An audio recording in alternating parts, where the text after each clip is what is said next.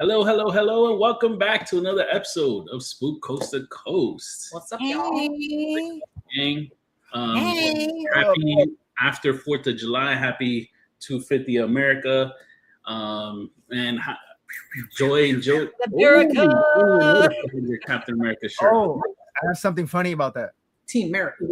Yes. Whenever you finish. Good. Oh. I'm going to take a pause for you. Go ahead, Joey. There was a joke going around that Captain America is really Captain Puerto Rico because it's the Puerto Rican flag. Well, with the thing, I don't remember what the flag looks like. I can't remember. It's the one star, right? It's a 1 star, right? I don't even know. Yeah.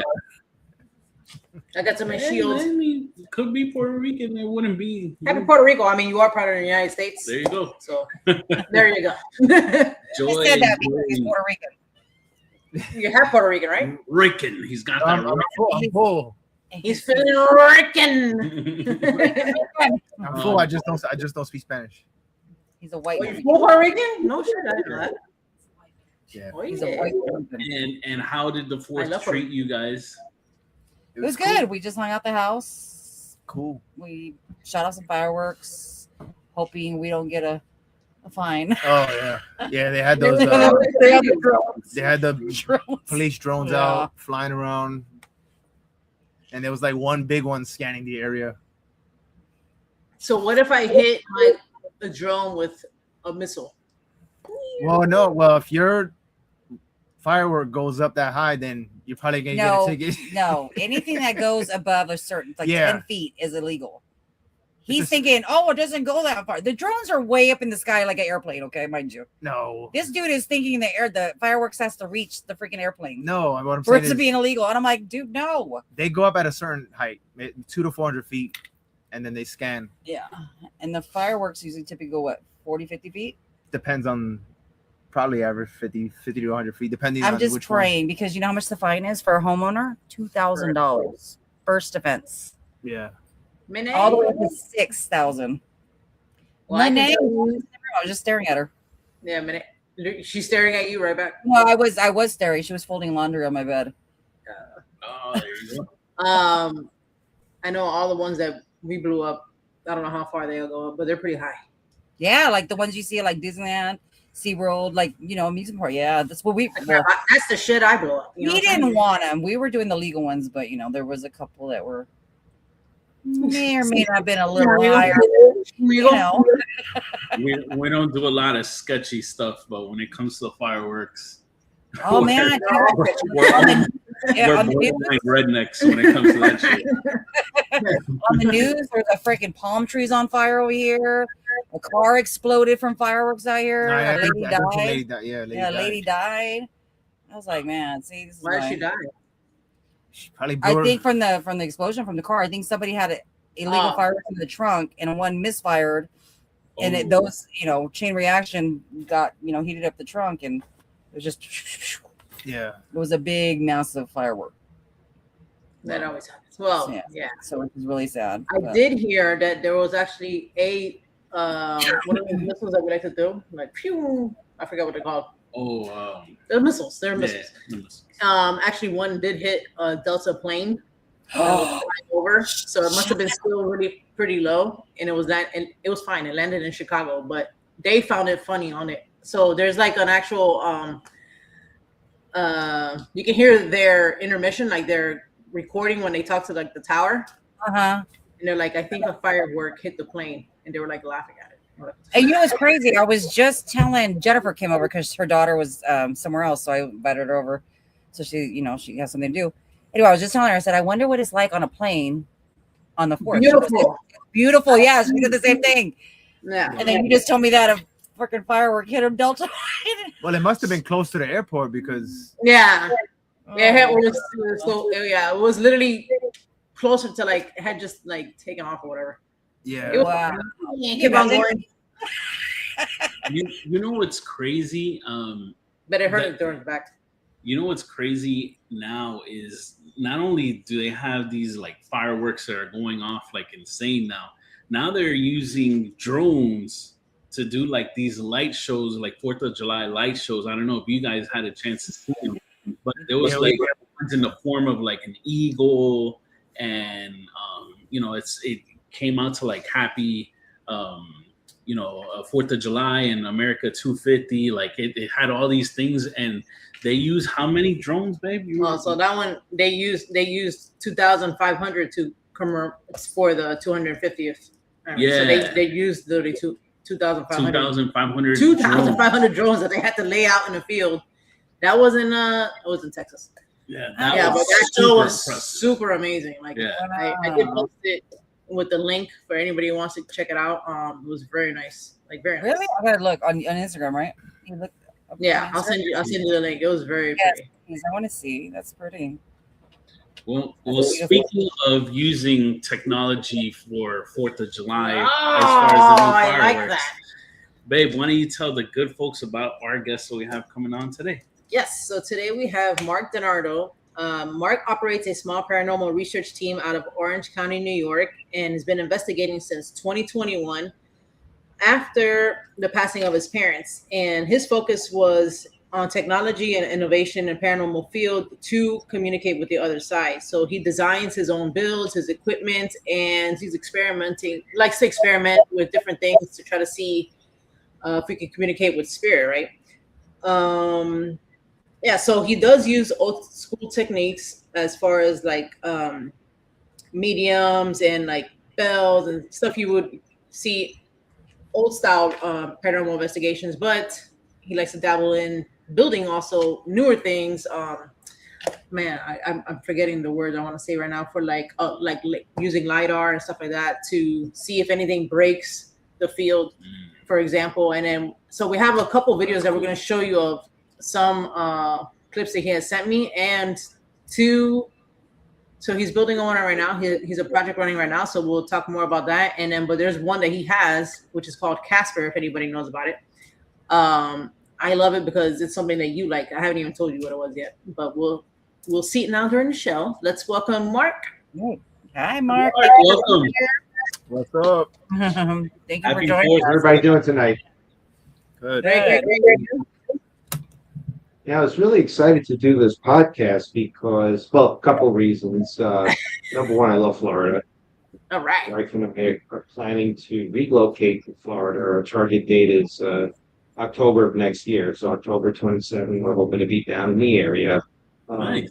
But I spent a lot of time in Florida as a kid, so when Arnie had mentioned your group, and it was like 305, and at first didn't even, it was like, wait a minute, why do I know 305? Oh, that's right. I was listening to the Pitbull channel the whole way down. We were driving through Miami last year. Oh my God. So like, oh, wow, these guys are in Florida. This is awesome.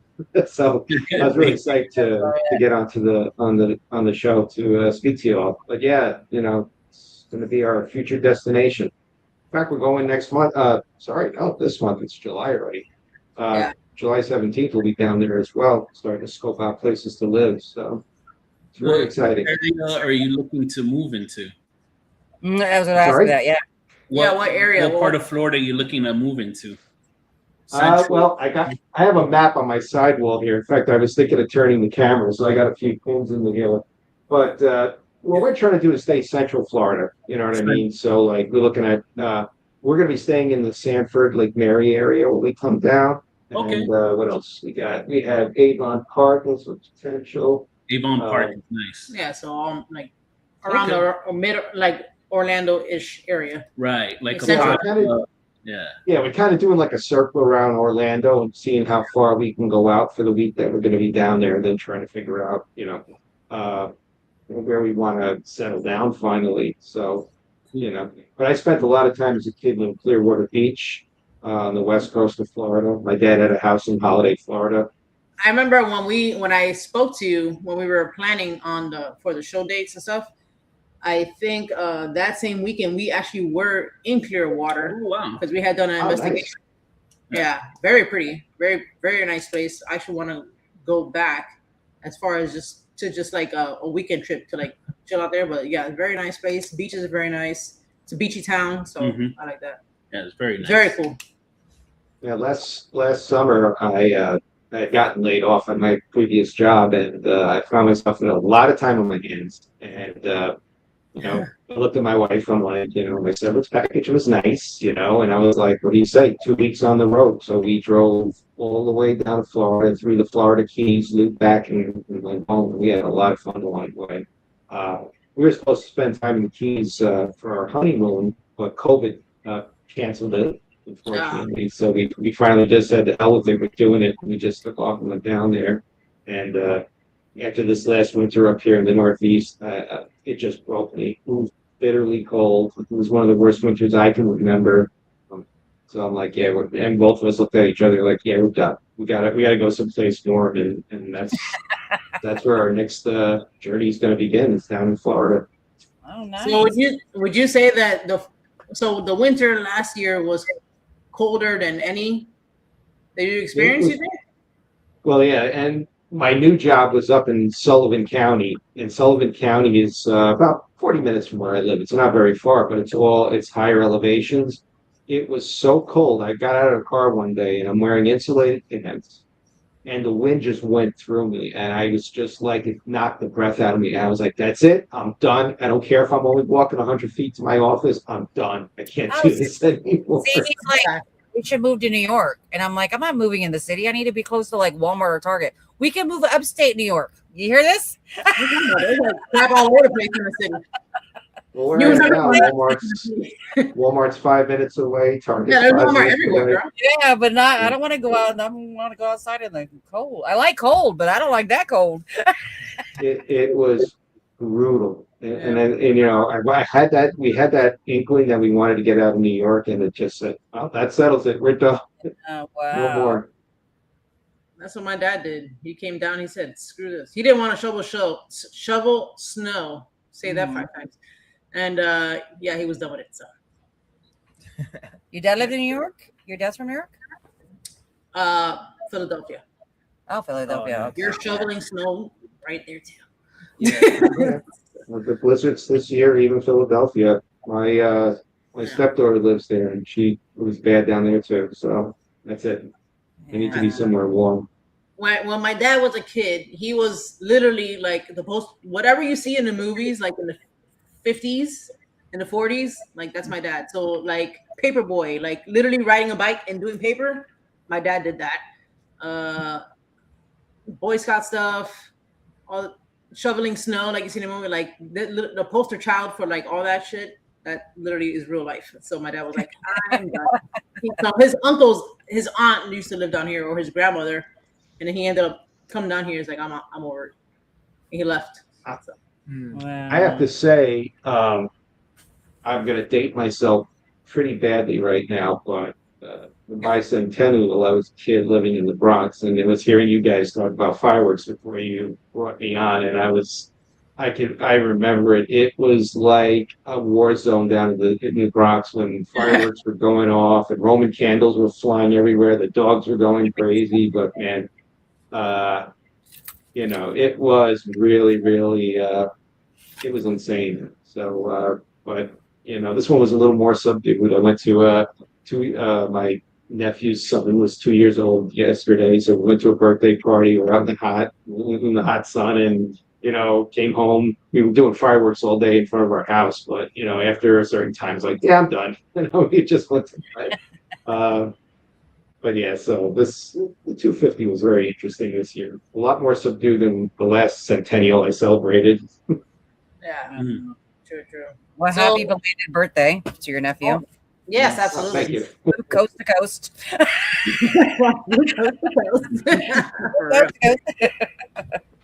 So to start, I know you. So how I read it in the bio, you were interested in the paranormal, right? Because of your parents passing, but this was like in 2021. I mean, I used to watch the. I'm sorry, what? No, I was gonna say, I assume you liked the paranormal stuff before that. Did you have experiences prior to that? Like, how did that start for you?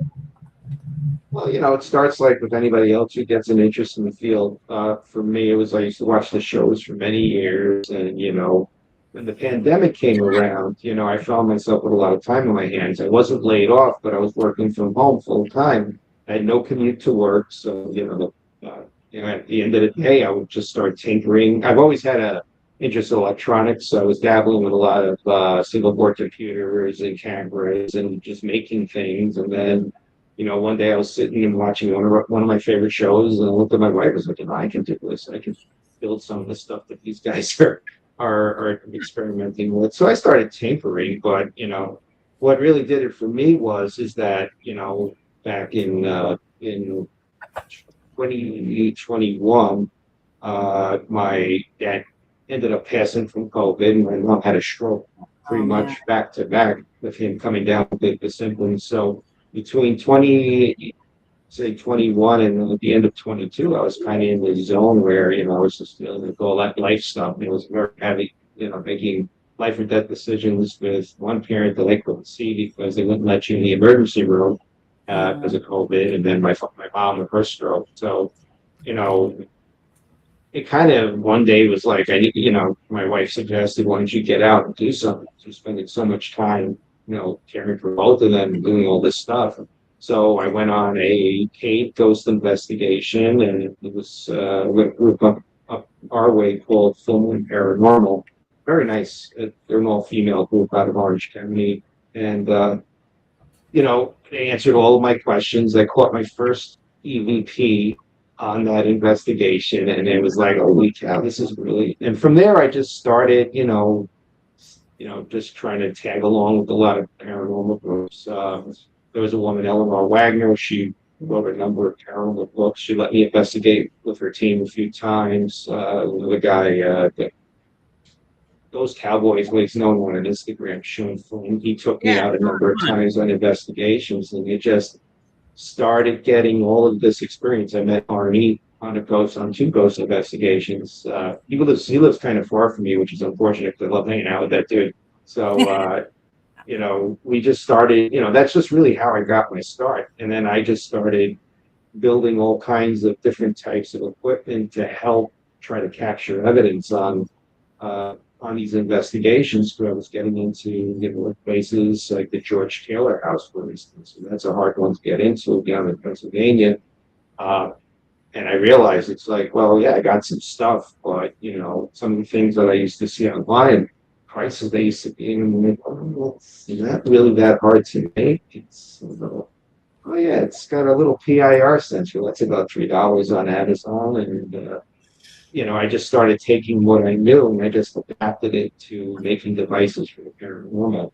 A lot of things that I built, for instance, you take one of these, that's a microcontroller, $10. You can, put about 7 or 8 sensors on here with an external power source, and you can create a device that'll generate information. I have versions of this that'll send me an email if I go into a place that has I bring my own wireless router with me, but I have a couple of cameras that not only will pick things up either ultrasonically, thermal,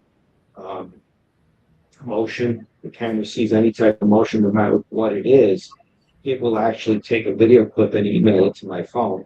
I don't use that as standard because it just stores all that stuff on the device anyway, and I just I can always download it later. But sometimes if I'm at Casper, I'll leave a camera on one of the parts of that house and see if I get lucky with some type of evidence. Sometimes the cameras will go off and I know there's nothing up there because everybody's down in one of the rooms for the demonstration. And you get lucky. Some of the clips that I sent you, there were 2 there where I've got shadow figures because I had motion cameras on them. Either somebody walked by, an investigator, and they triggered something, or the camera itself saw something significant enough to capture evidence, or capture motion or whatever I'm looking for. In fact, that device that behind me that I set up that looks like a radar. I don't know if you guys. That's like the I forget what that's like the LiDAR thing, right? Yeah. So is the one dropping. So you see that little spinny thing right here? That's the LiDAR. Yeah. So. So what the device does, it's actually capturing or trying. This little dot is me actually, because I'm standing so close to the sensor. But this has a thermal camera on it, infrared camera, millimeter wave radar is something that I've been playing around with a lot. And I've been using this up at the Stanley Hotel a lot, and we're getting evidence up there. Not so much video evidence, but it'll be a room, people standing far enough away from the camera, and we'll detect emotion with it all the time up there. So it is a very unique piece of equipment to work with, and it's pretty much built by myself. The code itself. I found a tutorial online one day about how to use millimeter wave radar, and it didn't work very well, honestly, because it kept capturing me, and I was like literally 4 feet from the camera. I'm like, all right, this isn't going to work. But I took the source code that this group had put out online, and I put in filtering features. I can change the sweep of the camera, minimum and maximum distances. So if I use it and I have a group of people that are watching the screen, I can filter them out. I can filter myself out if I'm standing too close to the machine, do it the sweep and the distance. So, so that's running about 3 different ways to investigate off of one unit. Damn. Nice. I see. Like, I don't have the. You said you see like devices on the shows, and you're like, oh, I could build that. I don't even think that. I'm like, I don't have. How long did it take you to put that together to build that? So I started working on this over the summer. So the one thing about me is I get very bored if I'm doing mundane tasks. So last summer I was looking for a new job, and at the same time on my other monitor I had the code up, and I was experimenting with it. And I would just perfect the code in many different ways, to do different things. Originally, the code that I found online on this, it didn't do half the stuff this did. Number one, it didn't record video. It was just a straightforward monitor. So this little $17 millimeter wave radar device would just put a blip up there, multiple blips. And it was, like I said, it wasn't accurate at all. And I needed a way with math to kind of filter out if somebody's too close to it and things like that. So I would say I put about 2.5 months into it, and then I started using it pretty much by the fall of last year. I started using it more on a regular basis. Oh, wow. In fact, the full moon, I went on an investigation in a place called Madame Brett in Beacon, New York, and this was down the hallway. Now, I didn't get anything paranormal that day, but it was funny because the girls from the full moon group, they were doing like a what do you call that when they do the dance one after the other? So you're going back and forth in front of the camera. So I'm reviewing the evidence that night. The thermal was picking them up, so I just had them going back and forth like this over the camera. So the nice thing is I know it works very well, and I look forward to bringing it somewhere where there's a lot of paranormal activity, and hopefully having it trigger a video and capturing something. So as far as go ahead. So you have a lot of background in like tech, right? So it would be more easier for you than as me and for me, I'm not going to speak for Jen, but I don't know shit. I barely know how to use my smartphone. Yeah, well, my major, what I did in college and what I did for work for many years was in the computer field. So I'm comfortable with coding. I'm comfortable with, but a lot of what I'm building these days is readily available parts that you can get on Amazon. There are tons of tutorials online. And one of the things I thought about, at some point, if I ever get bored of investigating, I might just dedicate my channel to teaching people how to do this stuff. That'd be really good. People like me, I love YouTube Academy. I go there for everything. Yeah, I mean, I like to teach people how to do stuff, and if you're proficient, like you said, you fixed your vacuum not too long ago, then you can build one of these that would have been things, a YouTube video right there.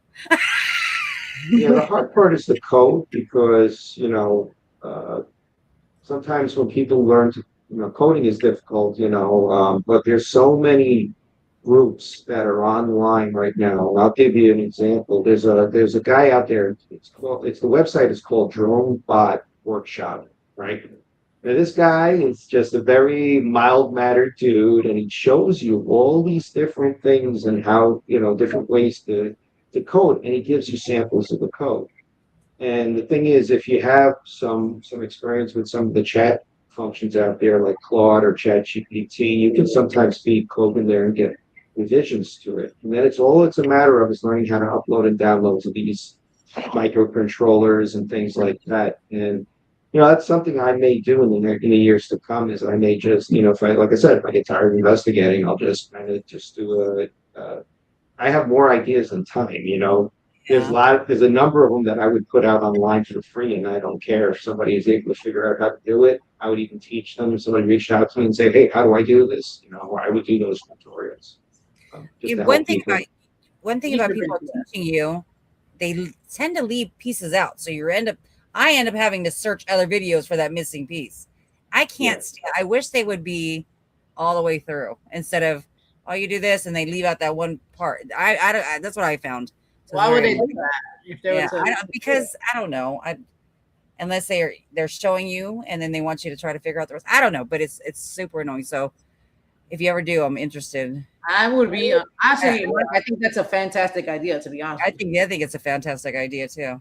Yeah, because I don't know anybody. Not saying that you're going to be one of those people, but please don't.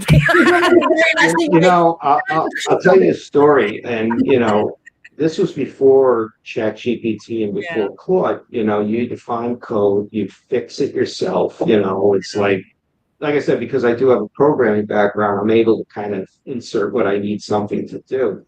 But I remember one time I was trying to build a camera recorder off of a sensor, and I couldn't get the code loop right. And I went out to one of these websites for Raspberry Pis.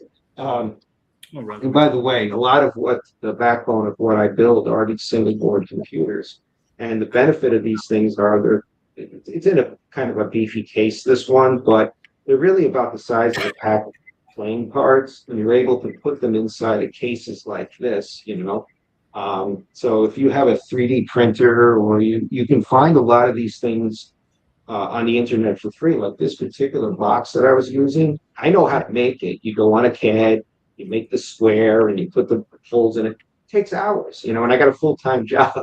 So what I'll do sometimes is I'll go to Thingiverse, right? It's a free website, and people will design stuff. And I'm like, well, I need a box that'll hold a little display monitor in it. Next thing you know, I'm able to put together things. Some of it is me. Yes, definitely, the code is me. But I save time by finding things that are pre-made. So yeah, there's a lot of ways to do this stuff if you really, if I had a larger team. Right now it's just myself, Then when I go out on investigations, I get people from other groups, and then we just go out and investigate. If I had at least one more person, I'd be able to focus more on building my own more stuff than I do now. Now it's I'll go on a ghost hunt, I'll gather evidence, and then I'll be building something in parallel, and then I'll stop and view evidence and do that. So it's a lot. And I don't sell for that reason. I don't want to come home and play merchants. It's like you've got orders coming out. I got to make sure I built enough of this thing to sell to people. Hey, my thing don't work. Well, mail it back. I'll send you a new one. I'll send you a refund. Maybe when I'm retired, who knows? But like I said, by then I'll be like, I'll give this stuff away for free. So where would you go to do a code? You plug it in your computer? What do you do? I don't even know the first thing to do. I don't know. Do you guys know? When you said look at code, the only thing that has me thinking about this is like, so well, I was thinking about was in school now. I don't know if anybody has you have kids or whatever, and that one of the electives now that I've seen that's blown up in the past 10 years is actually they do I've seen it. I walked in for a tour. Let's give you an example for middle school. Yeah. And there's a robotics class, and they do robots and stuff like that. And I think they do code there. I'm assuming that's where you learn that. But when I walked in there, I was to me, I was I can't do this shit. I would never pick that as an elective because So is it like a microchip or a flash drive you just in your computer? I'm assuming that's what this is. No, this one you flash. So there's an application you have on your computer called 𝗏𝗏𝗏, and what this runs is something called MicroPython.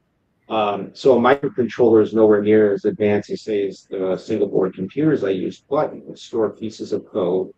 And they have things that are called libraries. And what that does is it says, okay, you want to use an ultrasonic sensor. It gives all the math behind that sensor as a library. Okay. You call it into the program, and then you tell it, well, If something comes in front of it, say 100 millimeters in front of there, flash a light or turn a buzzer on or do this or do that or snap a picture. So since we're doing show and tell, this is one, like, for instance, I would actually put the code out for free. So this right here is a camera. And it's off of a, and that's the beauty of what's going on today with electronics. Some of these packages are so tiny that you can fit them in a custom case and you can do all kinds of stuff with it. But what this one does is very simple. You turn it on, hopefully it's charged. I grabbed this on my way in today just to demo it. Hey, we got power. Let's see if it's working. Okay. So. Hello. And every time one of those lights flash, what it's doing is snapping a picture. That's infrared, that's ultraviolet, that's full spectrum, and that's all those spectrums. Yeah, I know you're talking about. It's really cool. Like a trail cam, but in different spectrum. Different spectrums, yeah, different lights. I like that. That's pretty good. One light doesn't pick up something, maybe the other light. I like that. Well, that's dope. They should totally. Yeah. And this was something that I hobbled together because I found the code online. I fixed a few things on it, but the beauty of this is maybe, all right, with the rechargeable battery pack, maybe about $20 to build, you know? Really? And it's something that if I really wanted to, I can go out and build like 10 or 15 of these things pretty easily, and then put one in every room. If you do build them and you want to sell one. Yeah, I would buy that. Definitely, I will definitely be happy to invest.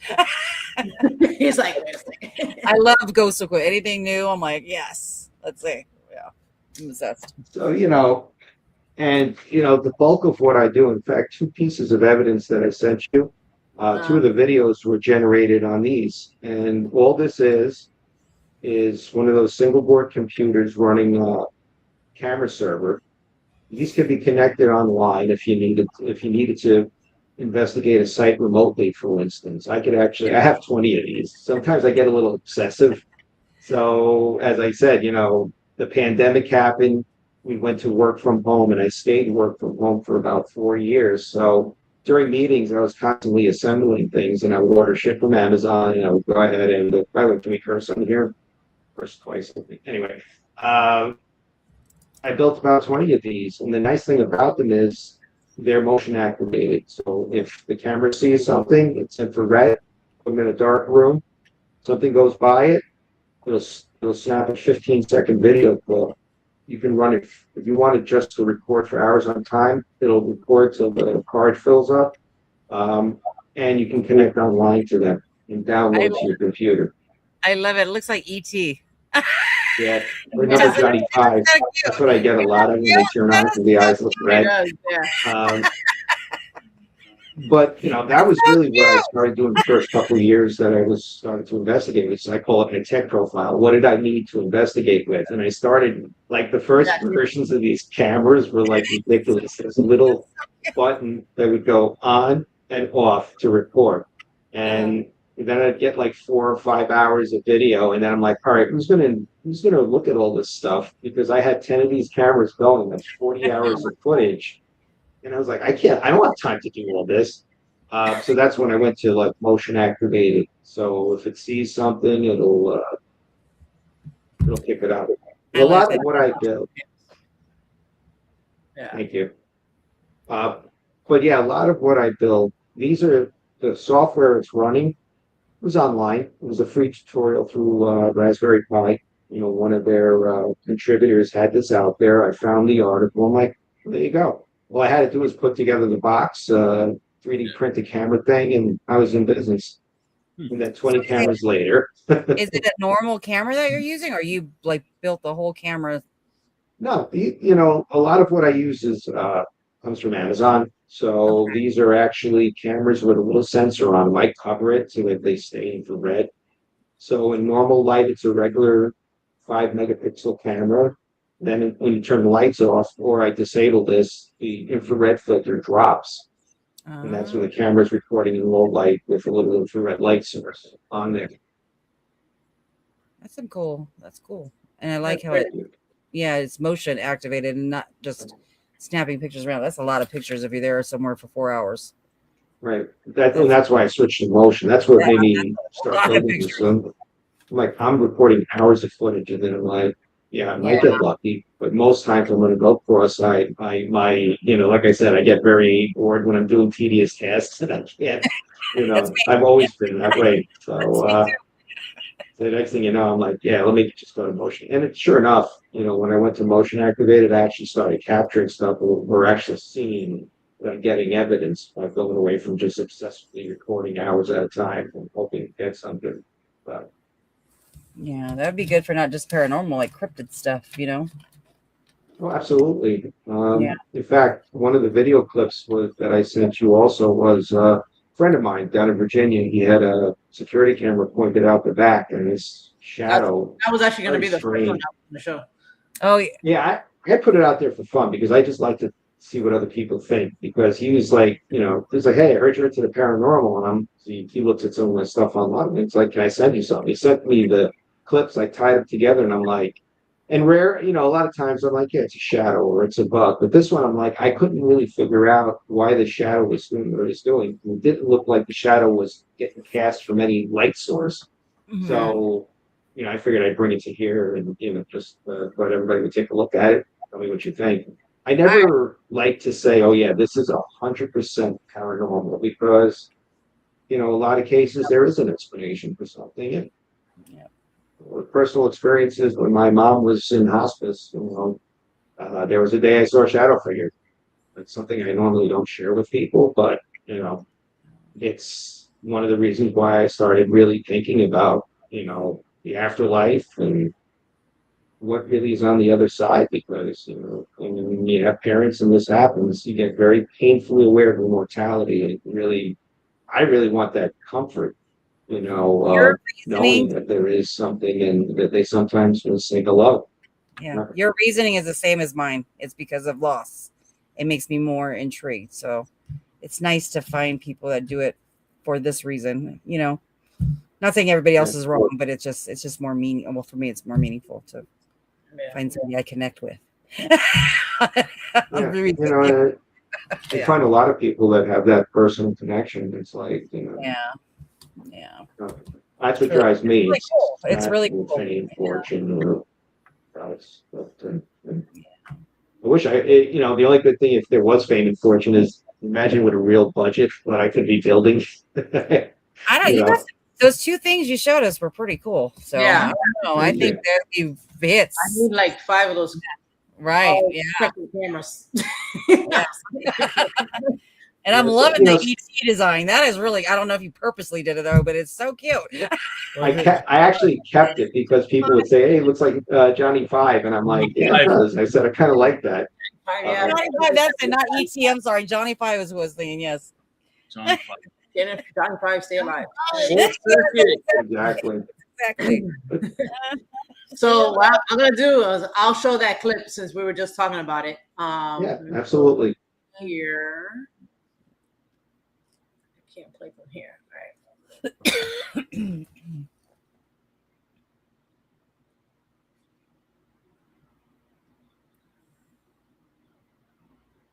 Oh, I see it in the bottom. Did it pass? Yeah. You're going to see it a few more times. Oh, yeah. Corner right there. It started on the right. Oh, and then that. What the hell? Oh, there! Oh, dang, that was a bigger one. Do you think I'm gonna rewind it from the beginning again just so you guys can see it. So it starts up on the right bottom corner. Oh, yep. These are a series of videos tied together. That's why it's at different aspects. Right there in the corner. Left, it goes again.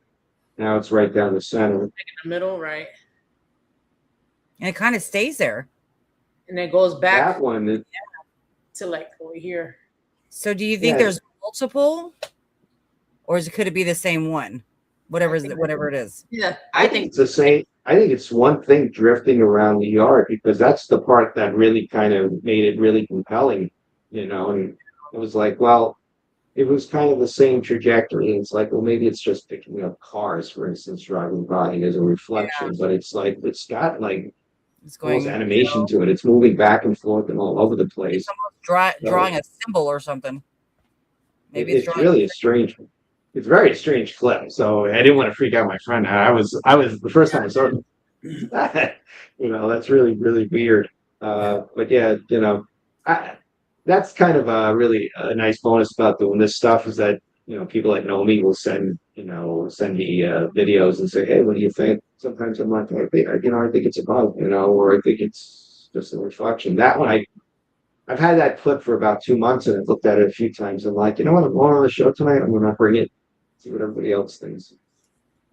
Yeah, we definitely agree with you. That's amazing capture. I think it kind of looks like, I don't know if that person had like a pet that maybe passed or something, but it looks like something like a dog would do, kind of go around the yard, whatever, and it goes right back to like maybe, I don't know what's there, the porch area or whatever, it's around there.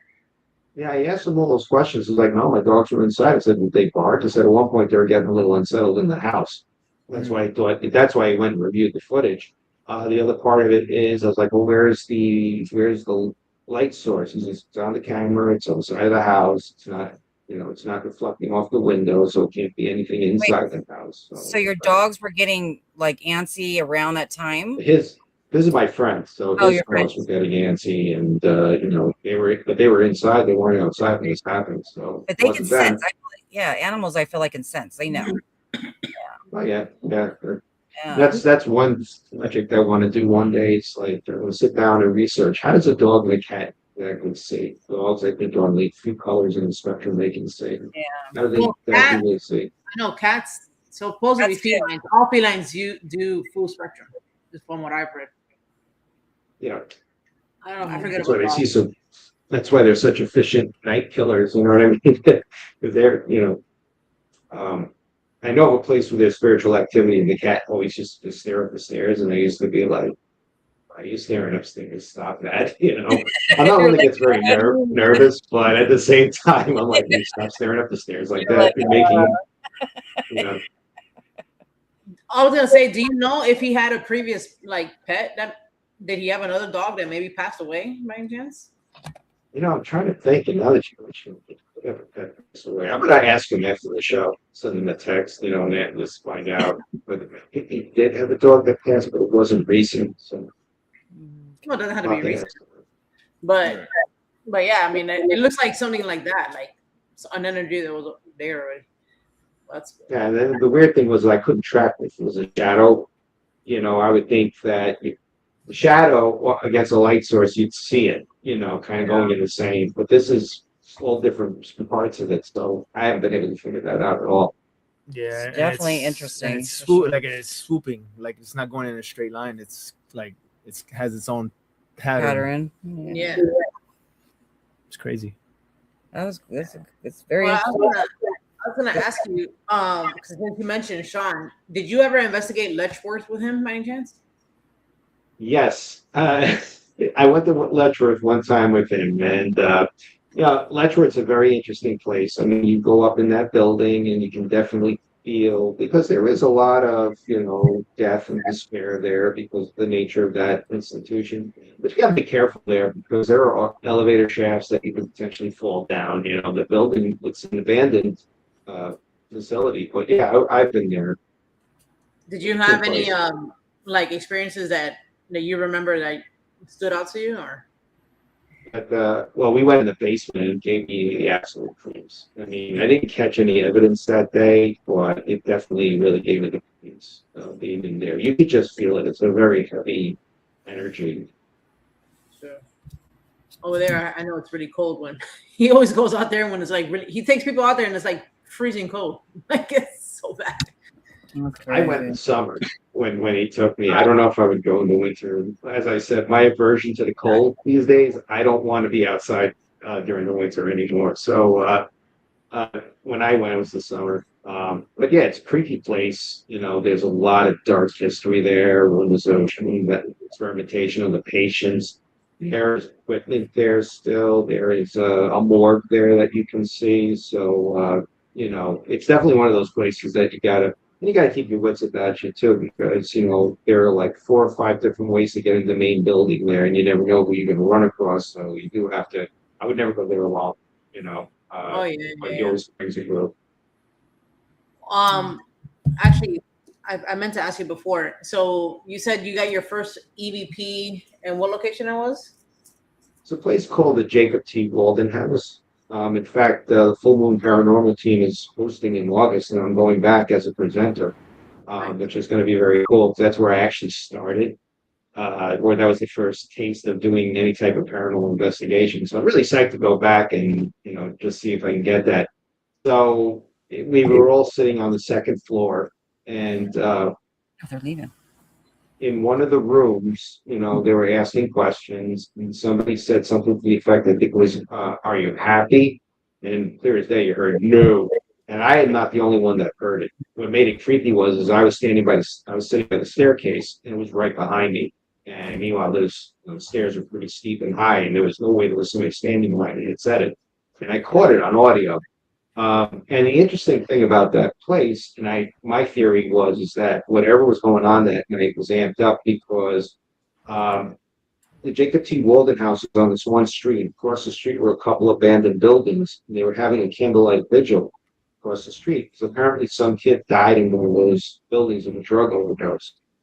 So, you have a vigil, you have that kind of energy getting kicked up, I think it was contributing. I kind of theorized maybe it wasn't even anybody in the 𝗟𝗶𝗃𝗀𝗀𝗃 house, like maybe it was this poor spirit, displaced. And, I think when you do vigils and things like that, you kind of, not conjuring, but the energy of the person that may have passed in the location could definitely involve. So it was a very interesting night.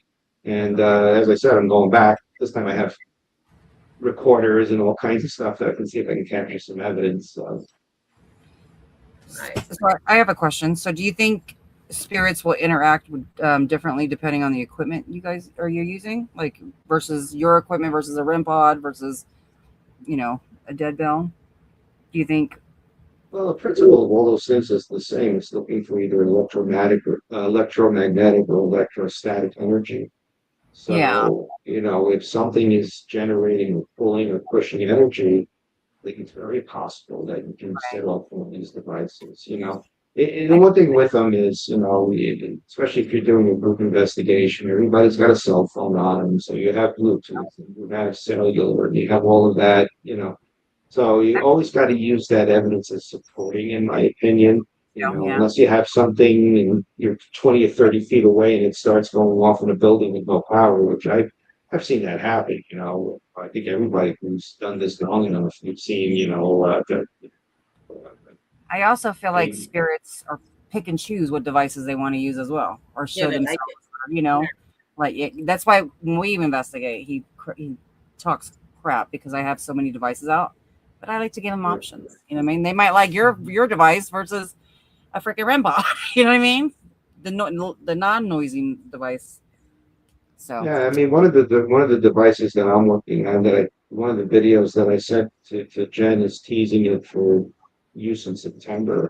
One of the sensors that it's using is electromagnetic, has temperature, and has a number of different ways to try and gather at least some type of evidence. So, it's going to log that information in addition to try and capture it on video.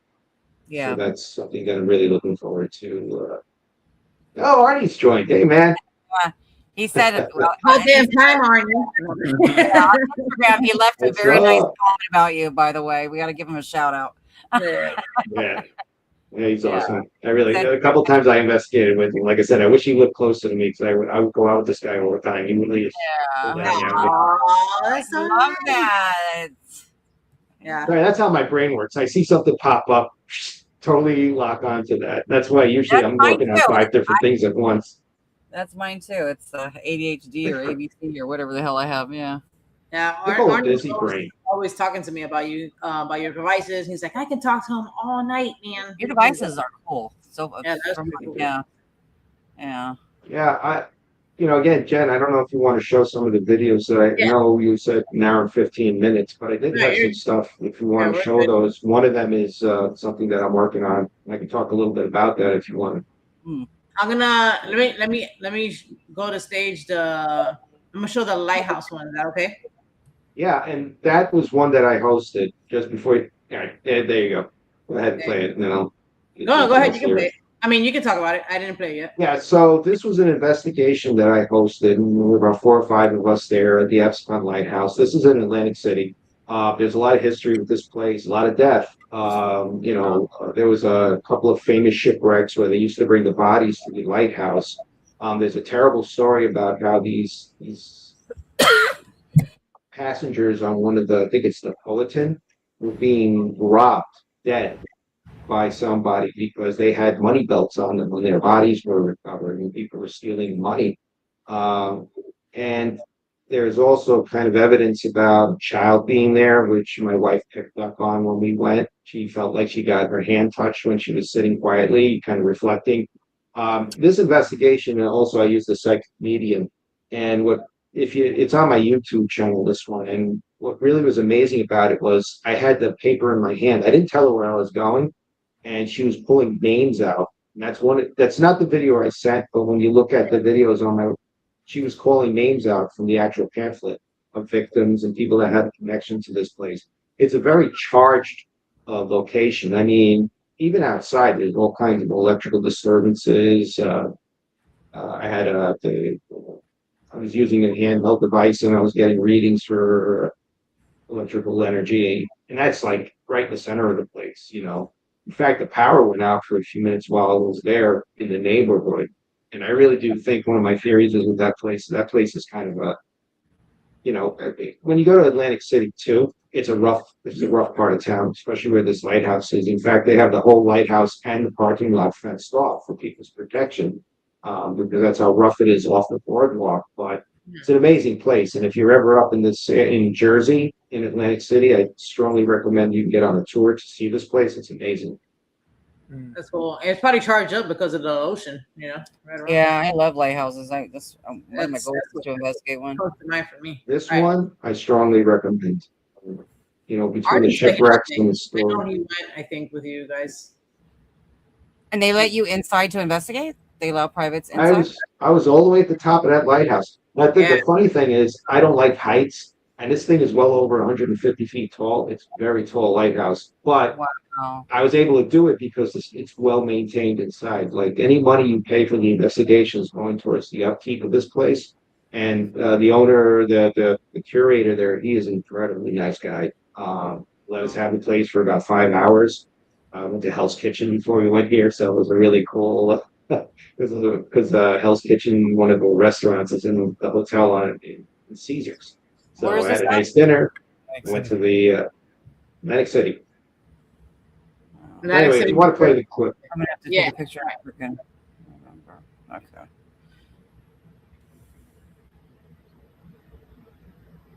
So this part of the video, you're going to see a shadow coming out of the room.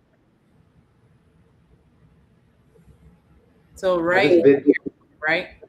Yeah, if you let it go, you'll actually see it kind of come out too. Unfortunately, these videos, you pass them, so you lose some of the quality, but all through the floor and out, you see something following the investigator, and I think that's the child. I don't know if you have sound on this, but this was just some EVP work I did through a. Oh crap! This was actually a very interesting experiment. I used this conferencing software to filter out just standard white noise, and I was actually filtering and getting voices that day. So if you want to play it, go right ahead.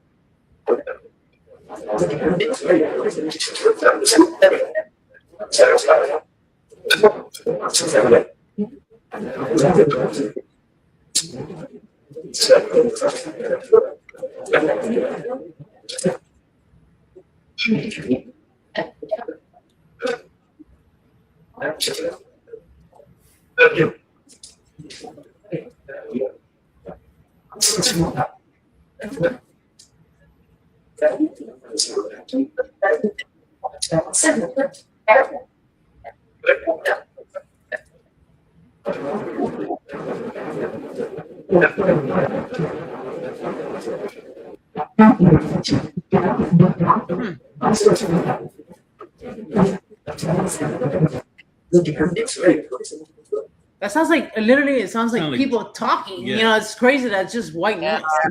What I was able to pick up in the not this clip, the previous one, before I switched to this, Yeah, it yeah. said I'm stressed out.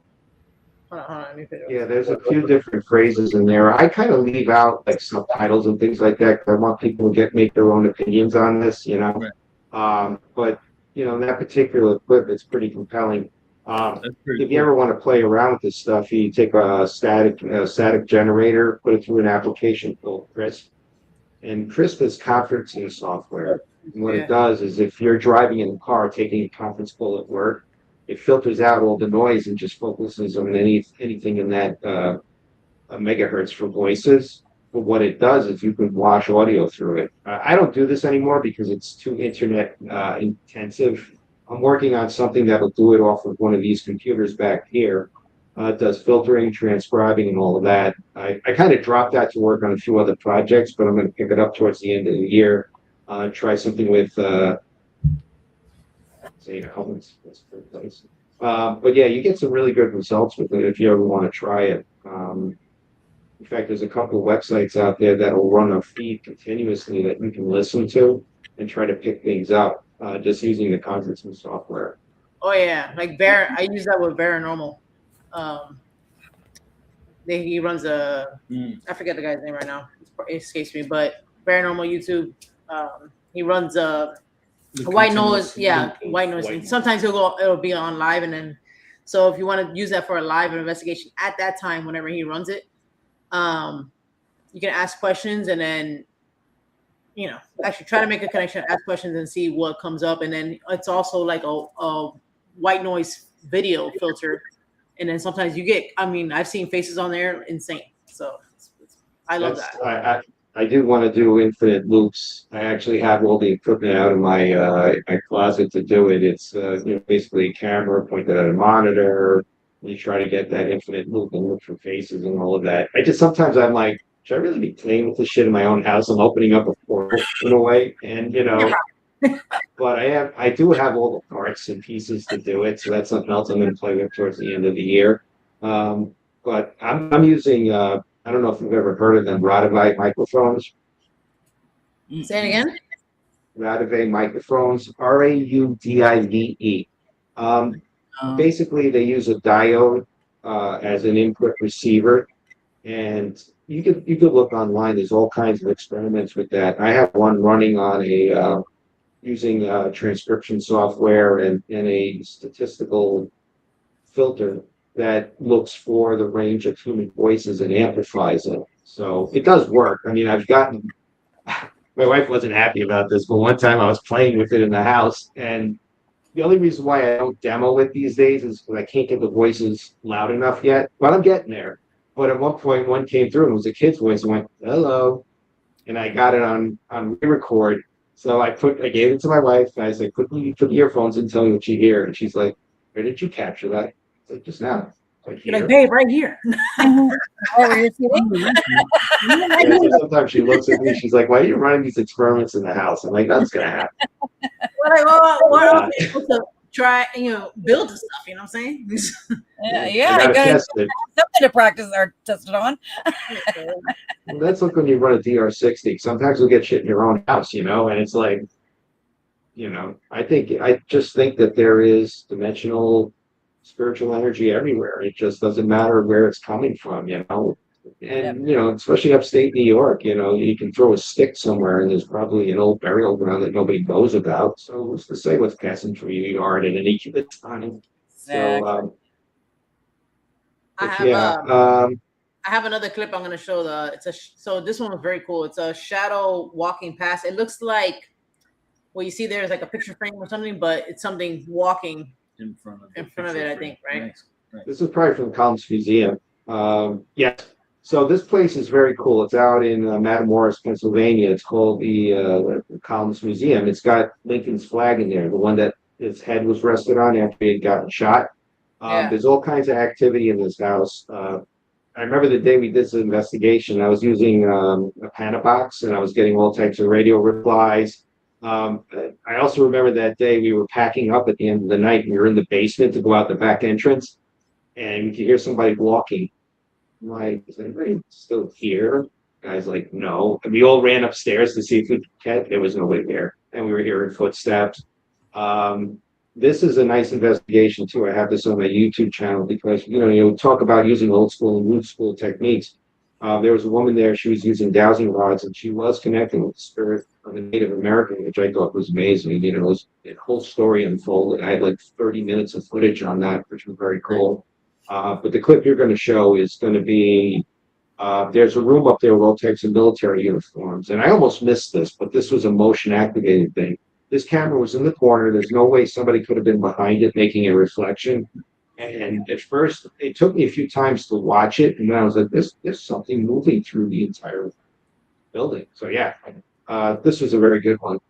Yeah, it's creepy, especially when you're gonna have a part where it's slower motion. Like it kind of looks like somebody in uniform. It looks like a man in uniform to me. Like it's in a room. It's a room with all military uniforms. It looks like an old military uniform. That's what I envisioned it as. It's very cool. All right, let's check.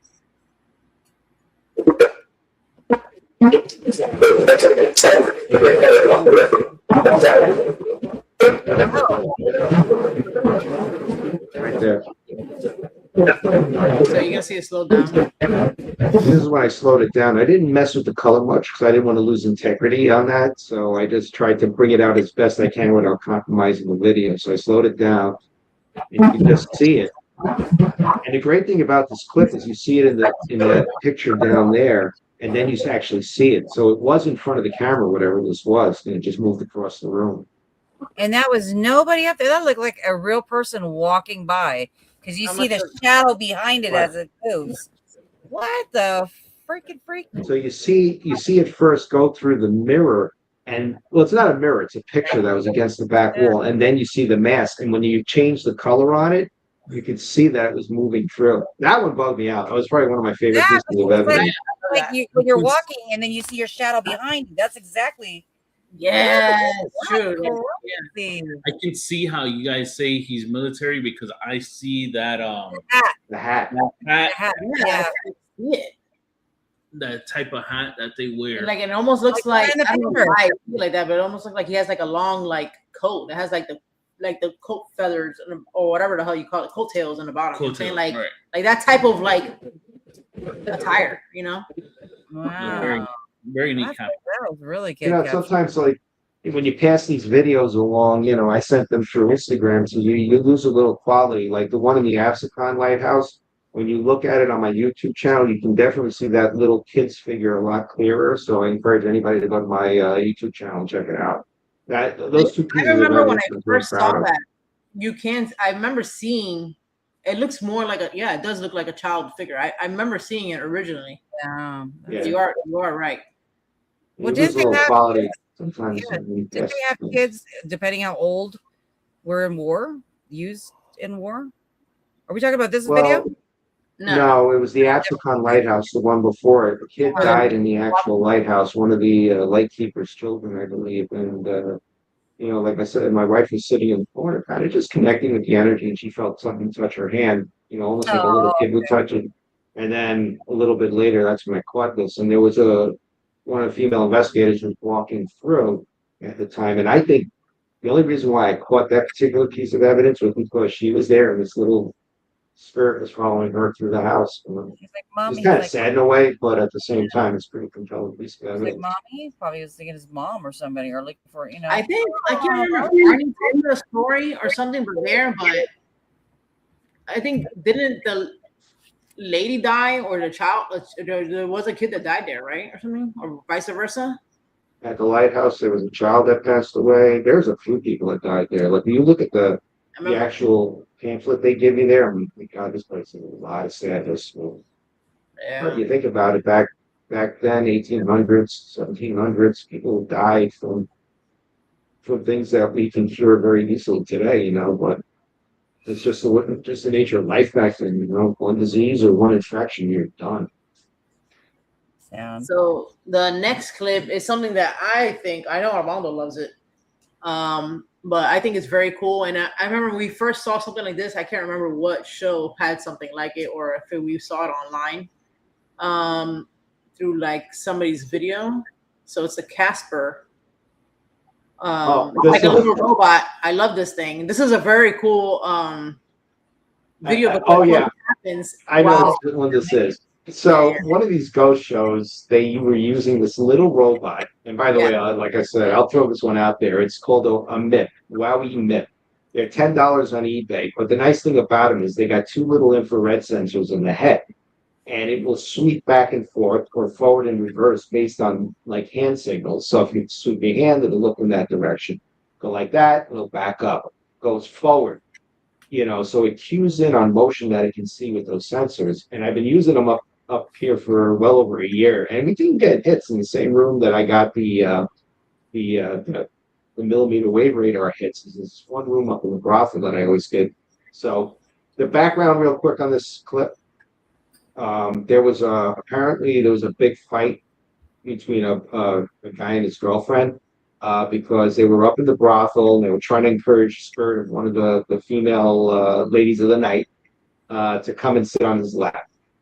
And for some reason, the girl freaked out. She got really pissed and stormed out of there. They were fighting in the parking lot. So you'll hear Kelly, the owner, talk about it, and you'll see one of my bots just get knocked over. And I just so happened to catch it because I was wearing a camera and there was a little motion camera on the table, and it was looking into that room. Otherwise, I won't get caught this. So yeah, go ahead. This one has audio too, so if you could just pump that out. Yeah, it's really funny. Yeah, because I think you even asked for it to knock over, and it did it. Yep. Right to it.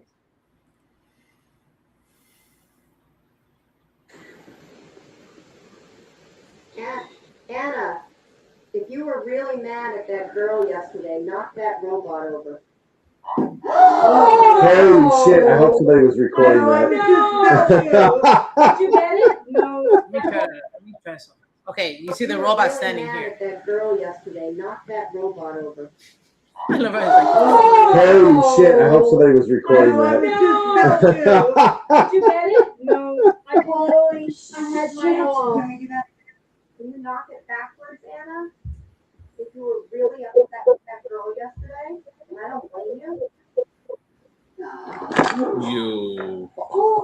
What? So the interesting thing about that is, like I said, it responds to motion in front of it. So something compelled it to pull in, and it was moving with such energy, it went over the bump in the carpet to go into the room. And so we were all, like, oh my God, this is awesome. But, crazy. Wow. So, if you ever seen an investigation, the people that use that robot, and what it is like, if something's moving, it goes towards it. So if you put it in a room like that by itself and it's moving in, something's making it, it's following something basically.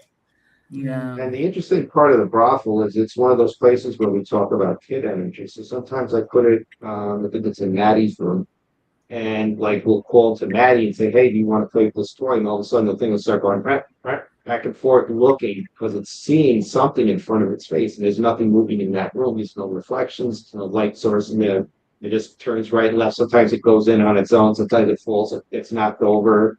And that's the thing. $10 on eBay, and you can use something like that as a trigger object, and it's not costing you anything. No fancy coding.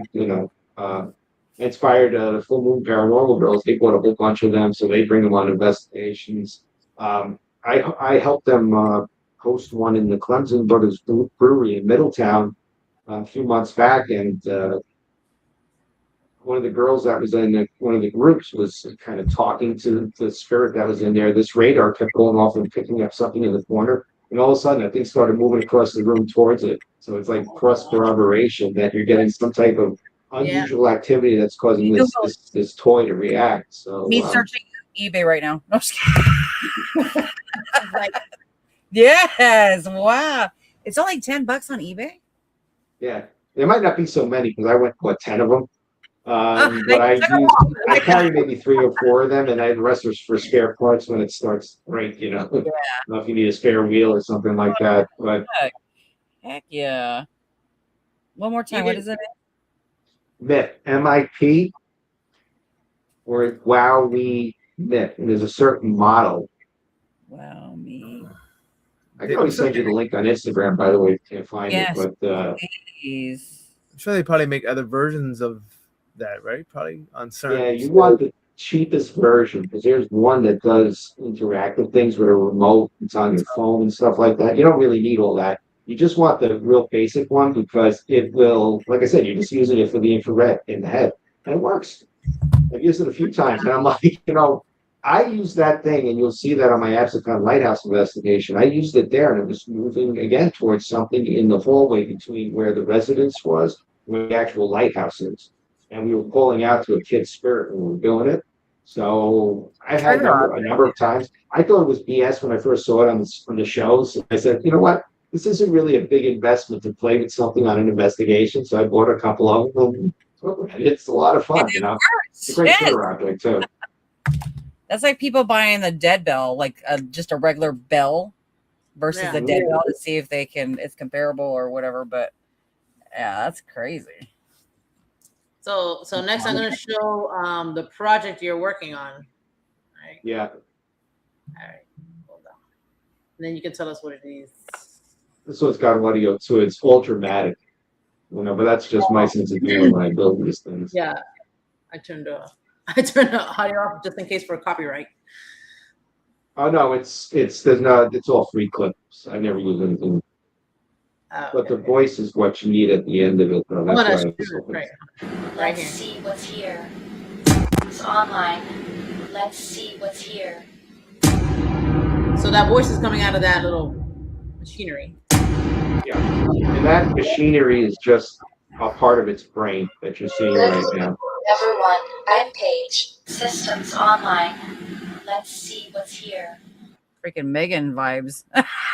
Well, this device, it's really going to be more. It's probably one of the biggest things I've actually fabricated. Like my 3D printer right now is still building sections of it, but it's really going to be. It's pretty far along now, so I'm hoping to have it working somewhat by August. But it has 3 different versions of AI running it. It's taking information from a few sensors right now: electromagnetic, temperature. Has a PIR sensor. It's going to have ultrasound in a week or so after I code it. And it's an interactive device. It'll call out evidence. It will actually have the ability, once I get a chance to do it, it will have its own motion. So it'll be able to move around on its own and gather its own evidence. It's going to have a data logging apparatus and will download video from it. But it's really an interactive investigative platform. I call it PAGE because it stands for Paranormal Artificial Intelligence Evidence Gathering Entity, which is what it is. It's not the Terminator, but at the same time, it's running 3 different large language models, is what they call them. It's AI, so it's basically able to make assumptions. It's able to communicate. It's able to log. It's able to trigger, read sensors, and tell you what's going on. So, like when I tested this thing, it would say, magnetic presence detected, or if it sees a temperature drop of more than 10 degrees, it'll call it out. I don't want it to be like, oh, it's a little cold in here. No, I want hard evidence. All of a sudden the temperature drops and it's dramatic enough. Log it, record it, start recording. And it also has elements of image detection, although it's not. You have to train these models. A lot of people think AI out of the box, it works like, oh, it's amazing, it does it. No, you got to train these things with images, you got to train it with information. So I would say from mid-July all the way through the end of August, I'll be training the model more and more. So yeah, it's going to be an interesting thing to see. I guess sometimes when I hear people, at work, I have a computer science background, so at work I'm actually programming and training on a chatbot. And it's a very simple thing. It reads the content of the website, and if you ask it a question, it will answer. But I'm like, I see a lot of people calling out AI and their inventions right now, or their paranormal equipment. And I was like, yeah, are you really using AI though? Are you really? So it's like challenge accepted. This is what AI can do if you code it the right way. I love AI. Yeah, I love AI. I'm all for it. With you want to use it for ghost investigation? Go ahead. I think it's cool. But What it could Yeah. help with. The, Yeah. the biggest challenge with AI is it'll, like I took an AI course when I was laid off over the summer. And it's, you have to know if you wanted to build a model from scratch. I mean, you'd have to know calculus. You'd have to know a lot of the deep computer science programs. But a lot of people buy custom, not custom, but pre-built models. And then you train them. So there are some models that do image recognition very well. You show it a picture of a cat, you'll know what a cat looks like. Show it a picture of a clock, it's a clock. The challenge is, how do you get an AI to know about or Ghosts. understand something is paranormal, shadow figure? Well, you got to feed it like a ton of pictures to say, or code it in such a way as if it moves like a human but doesn't look human. So that's the challenge, and that's the part I'm still, wrapping my brain around. It's like, how do you train it to say everything that's not paranormal or not an established object is what I want you to focus on, but give it that flexibility that, okay, this is weird, let me just log it. So it recognized me too. So I'll turn it on and it'll be sitting there and the camera's pointed at me. It'll be like, Mark identified me. That is so cool. It's kind of like, it gives you Tony Stark vibes. That'd be cool if AI gets to the point where you upload your video and it could tell you exactly whether it's human, Bigfoot, whatever. It's never going to tell you something's a ghost because right, AI, yeah. But I mean, like, it's in their opinion, and AI, in their opinion, it'll doctor, have things that are, so it'll tell you like something that is not usual or something that it knows. Yeah, it can debunk it for you, right. But it'll point it out, log it, and flag it, and then you can focus on just that. That's really how I think AI is going to help. It's an unbiased gathering of evidence. I had to kind of throw a description to it, and like mine is prop based. It knows what it is because I told it what it was. It's like, your name is Paige, and you're a paranormal investigator, and this is what you're looking for. But couple tweaks. If I find like I don't want to use it anymore, I'll make it a security robot that'll roll around my house, taking video. Somebody tries to break in or call me, you know what I mean? So just because I build it and I'm building it for the paranormal doesn't necessarily mean it will stay paranormal. But it's an experiment with anything else. Paige is gonna turn around and is like, no, I'm not, Mark. I'm right, yeah. We're gonna go like on you. There's a file in there and it's called its soul and it tells it exactly what it's supposed to be. And that it's say about 300-400 word prompt of what it does. But the learned model understands that this is what it's supposed to do. So it is pretty cool, especially when it's sitting there and we'll start pulling things out. Like at one point my wife had like a little fixture hanging and it does look like a bird. So I'm sitting there and I'm coding it and it's looking out and it's saying, I detect a bird. And I'm like, not really a bird. I could see where it looks like a bird, but because it's trying to figure out from its image recognition model what exactly it is and what it's proposing to do. So I basically have to go in and tell it, unlearn everything you know. This is what I want you to look for, and I can register people. So it knows me. Let's say I work with somebody on a regular basis. I can have them sit in front of it, take a few side pictures, about 20 pictures, and it'll know that person. And so that person can promptly and things like that. And so it's pretty exciting. It's really an AI that will help gather evidence, but do a little bit more than that. At some point, I wanted to conduct EVP sessions, but I'm figuring out what kind of microphone I want to use for that. And really, it's because I get sick of carrying a million different things with me when I investigate. We'll all be attached to Paige. Paige will do all the evidence gathering where I can kind of go around and try different things, So, but it's coming. Would you have to build multiple of that, or you think one will be enough? Yeah. The amount of 3D filament I'm going through to build this thing. So I'm building it in sections. Ultimately, it's going to be, I would say, about 4.5 to 5 feet tall, and it's going to be capable of movement.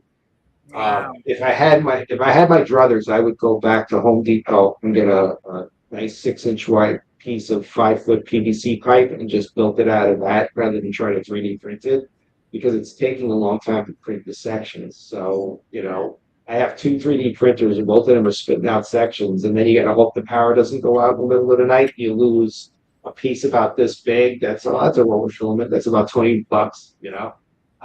Would I build another one? Yeah, but I would definitely try to do it with more conventional materials rather than try to remove the whole thing. It does look cool though.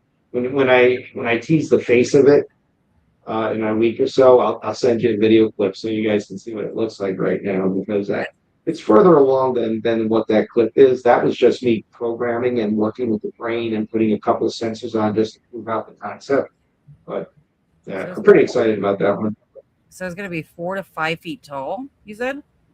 Mhm. It's gonna be the real life short circuit. It'll be another Megan, I'm telling you.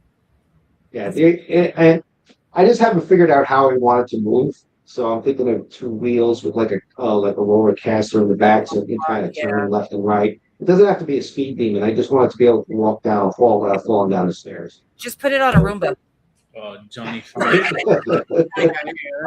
That's not a bad idea, because a Roomba knows not to fall down the stairs, and that's the thing. I have to figure that out. So I'm actually working with I'm working from the head down.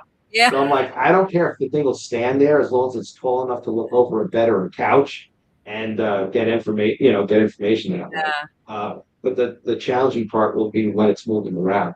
Keep it from taking a header down the stairs. Yeah. And just until you figure it out, just zip tie it to a Well, Roomba and you're because good. the Roomba does the map thing, like it pre-maps your house first, and then what it doesn't learn is not how to run over poop. Well, that's why I'm using multiple models, because AI does different things. Like there are certain AIs that are very good at transcription. So you run an EVP session, it'll transcribe what it hears. There's image recognition. To your point, will it be able to map out a room? Absolutely. You can tell a doorway from it. You got to train it. And that's where the work is going to be, building it. Yeah, I'm trying to get it together as quick as I can. So I do want to spend more time coding it rather than constructing it. Yeah. Well, I'm excited to see what you're coming up with. And I, for one, would love to investigate with you one day, because you got cool stuff. Raise your hand if you want to investigate.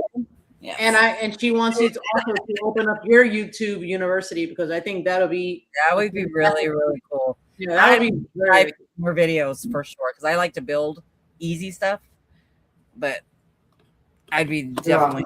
She likes to build stuff. I'll tell you one little story, because I know we're running out of time, but I was hanging out with a friend of mine up at the Casper Hotel, and I had a while back made about 3 or 4 of these things. Those security things you put on a hotel door, and if somebody touches the door, they go off. Like a REM pod. Yes, little REM pods. Yep. It's a poor man's REM pod, as I call it, because they were very cheap at $10. But I have a version, and I made it. They're kind of cute. I put an antenna on it, and I have a little ghost made out of glow-in-the-dark filament on it. So when the infrared light flashes, when it goes off, and I can control the volume, it glows. So you can walk in and say, "Oh, something set this off." So I was like, "Okay, And she was like, "Oh, these things are so cool. What I would love to get one off of you." I just gave it to her, because I had 4 more of them in my bag that I built, and she was so happy about that. I'm like, "Well, it's really." That's when I started thinking about it. And I'm like, maybe my calling is to just teach people how to do this stuff, so that they can really get a leg up in the paranormal field, and they don't have to be relying on equipment costing hundreds of dollars. Very expensive. Very. And I say none of that to shit on anybody who's building right now, because I think not everybody has the time to go out and make their own stuff, and they do fill a definite need. It's not something that was readily available. Some people understand the paranormal, they build stuff, and you can just buy it and have it in your kit, But I do think that sometimes make people self-sufficient and hopefully expand the field a little bit in buildings and ideas that come out of it. Maybe that's the way to do it. Yeah, especially when they're beginning, and then cost is a big factor in this stuff, which really you don't really need too much. But it's nice to have some, a device to set an alarm or get your attention. So yeah. Well, it's like what a DR60 they do have in those. It's $2,000. Let's face it. The fact that I built all of my cameras and I didn't have to go out and spend hundreds of dollars per camera. I had a little extra money to play around with, you know what I mean? We know So, somebody you that know, has two. yeah. You know, you gotta be careful too with that because, you know, you break it. I know a couple guys out there that fix them, thank God, you know, so they're like, well, if something happens to this thing, I might mail it to them. That's me too. With certain things, I'm like my Ovilus, for example. I never bring that thing because I bought it when it was like $400, but now they're like $600. I would never buy another one, so I never bring it. So I use a cheaper version of it, which I love. But I'm like, shit, somebody wants to use it. I'm like, please don't drop it. Just please don't drop it. You know, Don't drop it, please. careful. Sit down. Don't move. That's some of why I build my own stuff. Look, at the end of the day, if somebody knocked this thing over and broke the screen, I'm not going to be upset because the screen's $40. I got a new one that wired in a few minutes. You know, I takes the pressure off. You know. Yeah, I appreciate how you say that these things are not too expensive to build either. You know, you're not like sugarcoating it, saying, "Oh, you know." So I appreciate that you're adding. You know, you're saying, "Oh, $20 on Amazon." That's like my LiDAR was a $200 unit when I bought it, but you know, there's $70 units out there if you wanted to get a cheaper version of it. Yeah. Play around with it. I built, you know, I have an XLS camera just like the Go shows, but I didn't buy mine. I went to eBay. I got myself the Xbox. Yeah. You want the newer one, which is what they call the XLS, not the SLS. Yeah. You plug it into a very good Windows tablet, and the software is free. Windows still provides it. They don't support it, but you can just download it. You can be up and running. Only There's tons of tutorials. Yeah. The only thing I have a hard time is slicing the waters to shorten the cord. That I don't know how to do yet. I didn't. I just let the line. I zip tie them and I just leave it because, you know, one of these days I may just want to put it on a computer and leave it in the room so I can just unwrap the. There you go. Cable. Yeah, that's true. I mounted mine on a vest because it was too heavy to carry. They are heavy. Yeah, they know too. They have one too. Yeah, they're freaking ridiculous on your wrist. So I carry mine.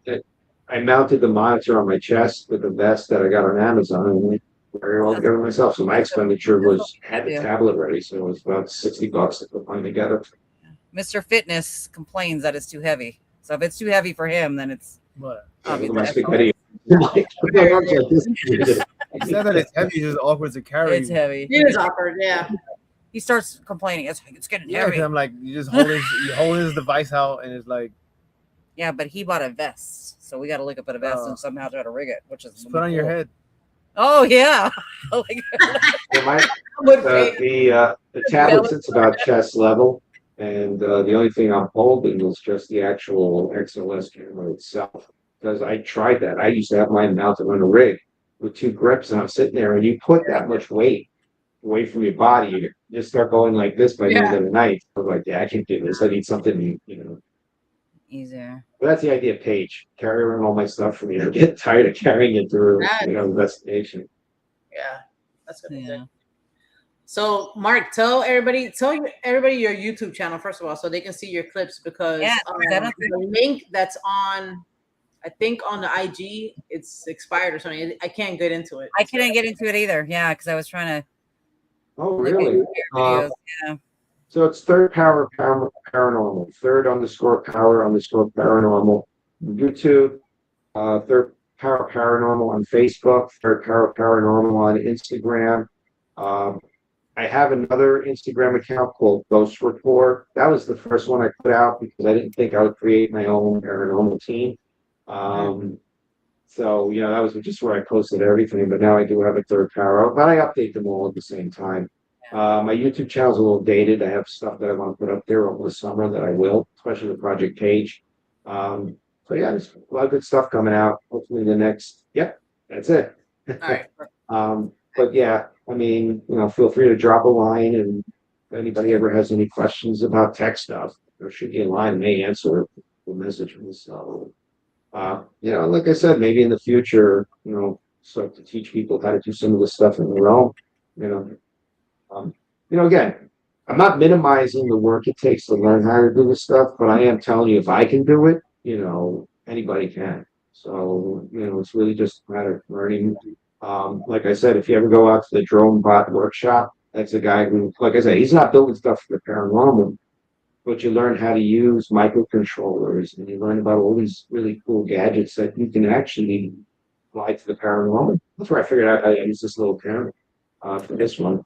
I like that a lot. Yeah, I really like that. Yeah, I love that thing. Me too. Yeah. And I like that little minion or the little robot thing that was like, Oh yeah, oh, that was cool. that's so. I want to definitely get that.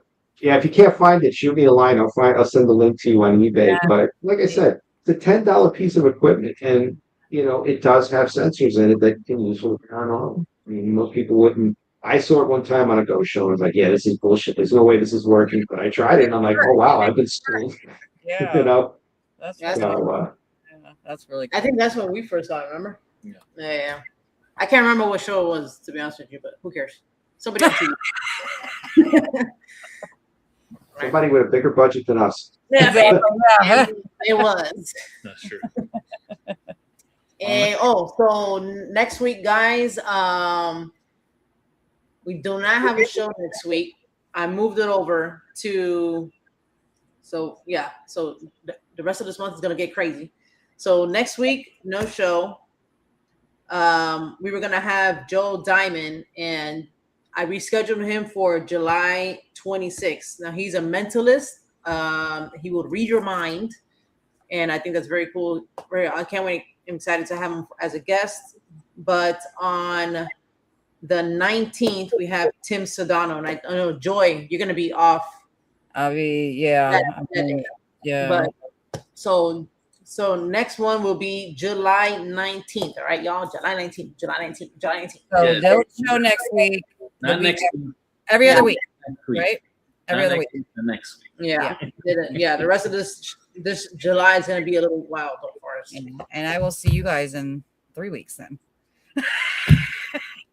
Right? Yeah. I'll be missing. Yeah, well, you'll see me like during the week. Oh, I'll see you all. Yeah. You see my face all the time. If she doesn't ignore my message, she's been ignoring my messages, you guys. Oh, that is not true. She just takes her time on getting back. Mark, thank you very much. Yes, thank you so much.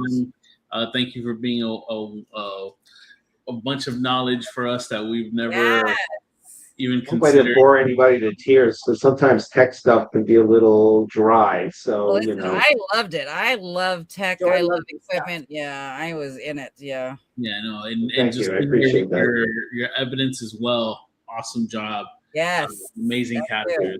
Thank you guys. Thank you, Jenna Mondo, for showing that. Yes, thank you, and thank you, Sean, and thank you, Arnie. You guys were saying a lot of cool stuff about Mark, so it was awesome to finally have him on the show. Yes, absolutely. That's what I love about this field. I get to meet people, and you'll always remember. Who knows? When I move to Florida, maybe one day we go investigate. You know what I mean? That's how this crazy world is. So thanks for having me on. I really appreciate it. We'll definitely make it happen. Thank you. Yeah, for sure. All right, folks. Please remember, if you want to get spooked, hit the notification bell, the like button, and please feel free to comment on this episode. Tell your friends, tell your family, watch Spook Coast to Coast. We will be back in 2 weeks. July 19th. Take care, everybody. Bye.